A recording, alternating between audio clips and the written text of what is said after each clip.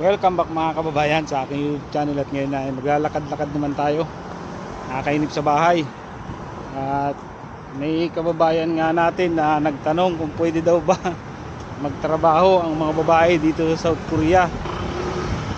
Ang sagot niyan mga kababayan ay syempre naman, walang pinipiling kasarian dito sa South Korea para magtrabaho. Kahit babae, lalaki, tomboy, bakla, basta may passport ka at mag-aral ka ng Korean language, ipasa mo ang exam at ipasa mo ang medical, ay makakarating ka dito sa South Korea. At huwag kayong mag-alala dyan sa tungkol sa kasarian na yan. Walang pinipiling kasarian dito sa South Korea. Basta fit to work ka at pasado ka sa medical, pwede kang makapagtrabaho dito sa South Korea. At meron din na vlogger daw dito sa South Korea na nagsasabi na bumabagsak na daw yung ekonomiya parang humihina yung ekonomiya ng South Korea. Ay mahirap yun kasi hindi naman talaga totoo yan. At katotohanan yan, meron naman talagang nagsasarado na company dito, mga ilan at meron din namang nagbubukas. Nakadepende kasi yan sa produkto Kung yung halimbawa dun sa product ng amo ko na phase out na nga kasi kumbaga hindi na masyadong high tech yung ibang product ng amo ko, ang ginawa niya yung sa kabilang company niya sinarado na lang niya kasi hindi na mabenta yung mga product niya doon kasi lumang model na nga, kaya phase out na. Kasi may mga ganong company talaga dito sa South Korea na nagsasarado, pero pag nagsarado yan, may magbubukas din. Kaya hindi mo pwedeng sabihin na humihina ang ekonomiya ng South Korea. Nung mga year 2008 to 2009, lahat naman halos humina nun Kaya mahirap yung magsasabi ka ng humina na ang humihina ang ekonomiya ng South Korea. Yung mga ganyang sinasabi may epekto yan dun sa mga lalong-lalo na dun sa mga nag-a-apply dito sa South Korea. Ibig sabihin pag nakita nila yan, nabasa, napanood nila yung video na yan, kunyari ako nag-aaral ako ng Korean language, parang pag napanood ko yung video na yan parang mawawala na ako ng gana kasi baka mamaya nag-aaral ako ng Korean language, yung pala'y humina na ang ekonomiya ng South Korea. Hindi siyempre parang mawawalan ka na ng gana, baka hindi mo na ituloy. Di ang mangyayari pag may binabanggit ka ng mga ganyan na video,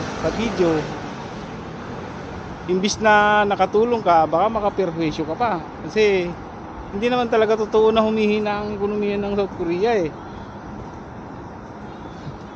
Kaya mahirap yung ganyan na pero sa bagay hindi natin kasi YouTube channel nila yan Kaya lang mahirap yung ganon kasi may masamang epekto yan dun sa mga nag-aaral pa lang ng Korean language o yung gusto mag-apply dito sa South Koreano. Kaya mahirap yung ganon. Kaya hindi tayo dapat basta-basta magsalita ng mga ganyan. Ito mga kabayan, nagkulay green na ang mga puno dito sa South Korea. Ayan, umpisa na. Pagdating ng June, summer na dito. Magsibulan na rin mga bulaklak. Kaya dapat wag naman sanang ganun kasi sana yung mga makakatulong na lang, hindi yung yung nakaka-distract pa sa ibang kababayan natin na gusto makapunta dito mahirap yung ganun. At lakad-lakad na ulit mga kabayan pa uwi. Ito yung ginagawa ko dito pag walang pasok. Alas 5 ako umalis sa bahay, siguro mga 6:30 na ngayon. Ayan, palubog na araw. Pag ganitong magsasummer na kumbaga matagal lumubog ang araw. Nakikita nyo Yan, kulay green na lahat. Yung mga dahon ng mga puno. Pagdating ng magtataglagas na, magkukulay dilaw pula na naman yung mga yan. Pero ang summer naman dito, nandyan lang yan sa June sa July. Yung talaga yung pinakamainit dito. Pero pagdating ng August, unti-unti nang lumalamig. Pagdating ng mga August, lakad-lakad na ulit.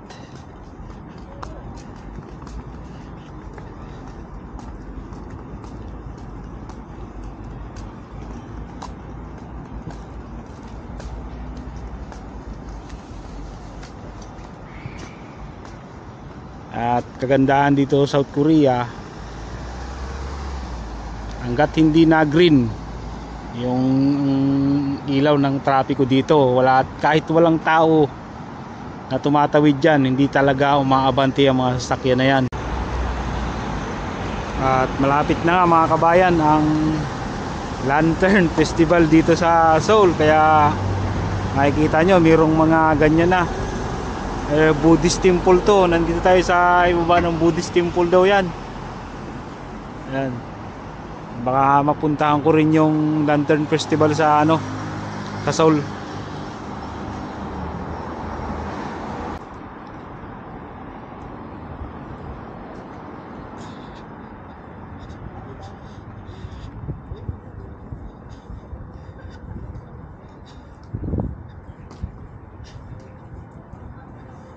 Lahat ng sasakyan dito, wala kang makikitang usok. Sasakyan talagang malinis.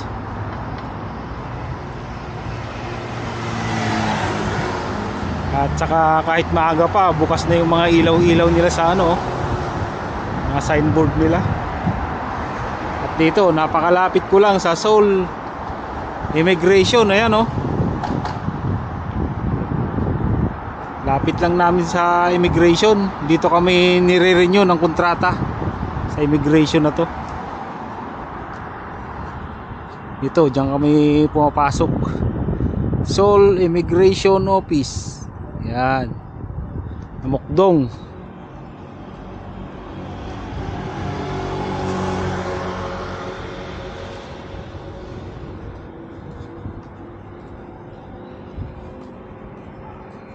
Ito namang mga bike na to, may bayad dyan. Wala akong apps kasi nitong mga to eh. Lang yata dyan yung yung card para ma-unlock. Nakalock kasi yan eh. Ito yung lock nya 1,000 yata bayad dyan. 1,000 won, 41 pesos. Sa pera natin 1,000 won bayad dyan. Ay, inaabot na ako. Hindi na makatawid. Nagpupula na. Ayun, nagpula na.